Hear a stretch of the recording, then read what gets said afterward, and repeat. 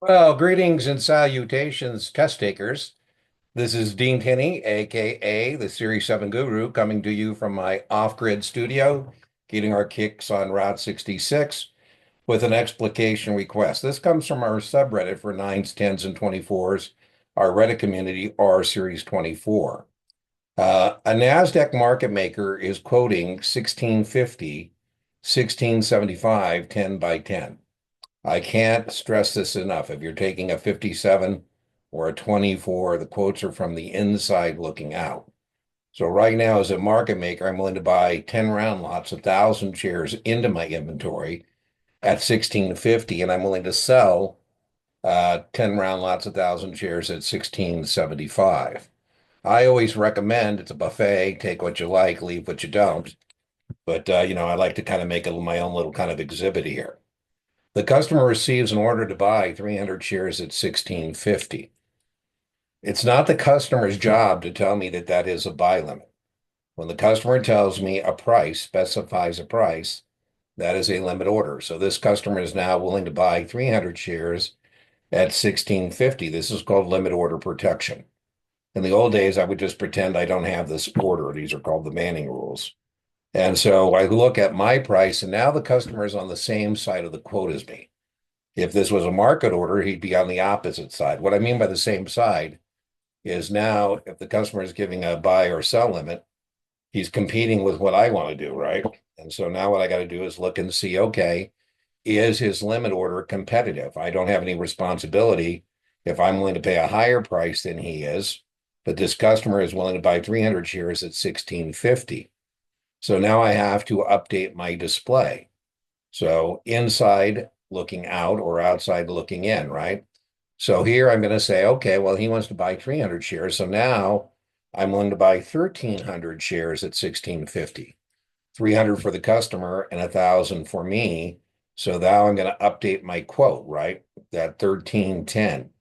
It's on the buy side as the market maker's quote. Now, moving forward, my minimum obligation would be to do for whatever I do for myself for the customer. So sometimes people can get messed up on this. So the answer to the question is A.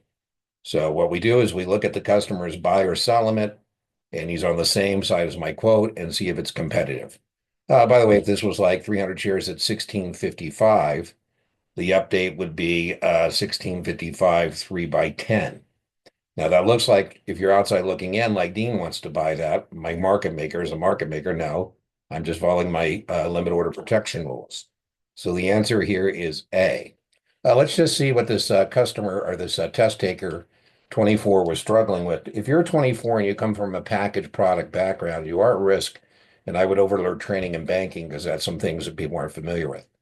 All right, let's just see what this customer or test taker was struggling with. Let me see if I can get that back. Boom. And let's see. Oh, this is our Reddit. And let's see what he says here.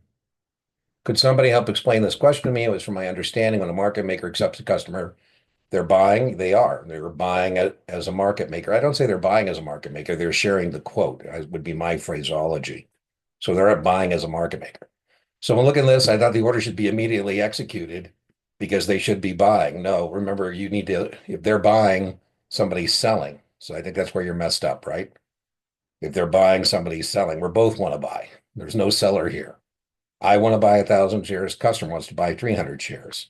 Customer bid, there's enough in the display. Nope, you're on the opposite side, right?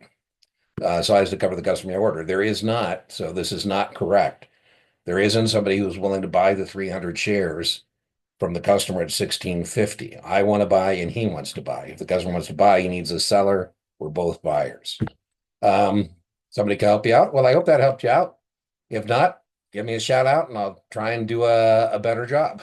Okay. Remember, inch by inch, your 24 is a cinch, yard by yard, your 24 is hard. And I will see you for the next explication request. If you have an explication request, you can send an explication request at guruexamprep.com. Talk to you later. Hope that was helpful.